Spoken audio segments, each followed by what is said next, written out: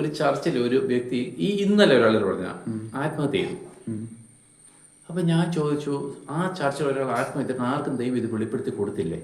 സ്വാഭാവികമായിട്ട് വെളിപ്പെടുത്തി കൊടുക്കും, എനിക്കറിയാലോ. അപ്പോൾ പറഞ്ഞു ഒരു സഹോദരിക്ക് ഇത് വെളിപ്പെടുത്തി കൊടുത്തായിരുന്നു. ഞാൻ പറഞ്ഞു സഹോദരി, എന്നിട്ട് ഇവ മരിച്ചതിന് ശേഷം പറഞ്ഞാൽ നിങ്ങൾ വിശ്വസിക്കണ്ട. ഇപ്പം നാളെ ഇവിടെ ഒരു കാർ മറിഞ്ഞു കഴിഞ്ഞു, അയ്യോ ഇന്നലെ ദൈവം എന്നെ കാണിച്ചതാണ്, അത് പറയുന്ന വല്ല കാര്യമുണ്ടോ? ഇല്ല. അത് പറയുന്ന ഇവിടെ ഒരു കാർ മറിയുന്നത് ഞാൻ കണ്ടു എന്നല്ല പറയുന്നത്. അപ്പം ഞാൻ ചോദിച്ചു ആരെയും കാണിച്ചതല്ല. ഒരു സഹോദരി. ഞാൻ ചോദിച്ച സഹോദരി, ഈ സഹോദരി പാസ്റ്ററുടെ ഭാര്യയോട് പറഞ്ഞായിരുന്നു പറഞ്ഞു. പക്ഷെ പാസ്റ്ററുടെ സഹോദരി പറഞ്ഞിരുന്നു. യഥാർത്ഥത്തിൽ ഇത് ആ സഭ പ്രാർത്ഥിച്ചിരുന്നെങ്കിൽ ഈ പ്രശ്നം ഉണ്ടാകത്തില്ലായിരുന്നു.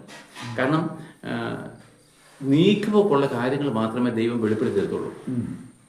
ഇപ്പം നമ്മൾ ഇതിനകത്ത് ഇവിടെ ഇപ്പം സഭ കുറ്റക്കാരനായില്ലേ?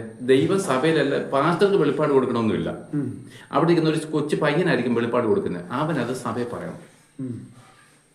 ആ സഭ അത് പ്രാർത്ഥിക്കുകയോ അല്ലെങ്കിൽ ഈ മനുഷ്യ ഏതെങ്കിലും പാപത്തിൽ പിശാചിനാൽ പിടിക്കപ്പെടണമെങ്കിൽ അവനോട് മാനസാന്തരപ്പെടാൻ അവനോട് ഉപദേശിക്കുകയോ ചെയ്ത് ഈ പ്രശ്നം മാറ്റാൻ പറ്റും. അപ്പൊ ഞാൻ ചോദിക്കട്ടെ, ദൈവം പറഞ്ഞത് പറഞ്ഞില്ലല്ലോ. ഇനി പറയാത്തത് ഞാൻ പറയാം. ഇപ്പോഴത്തെ പ്രവാചകന്മാരുണ്ട് ഒത്തിരി പേര്. ഞാൻ കാണുന്നു സാറേ, അന്ന് സ്വർഗത്തിൽ നിന്ന് സാറിനെ അനുഗ്രഹിക്കുന്ന കണ്ടു, അല്ലെങ്കിൽ ഭൗതിക വിഷയങ്ങളെ പറയുന്നത്. ദൈവം എന്നോട് പറഞ്ഞോ? അപ്പൊ ദൈവം എന്നോട് പറഞ്ഞെന്നുള്ള രീതി നമ്മൾ കള്ളം പറയാം. രണ്ടും ശാപിക്കപ്പെട്ടവർ.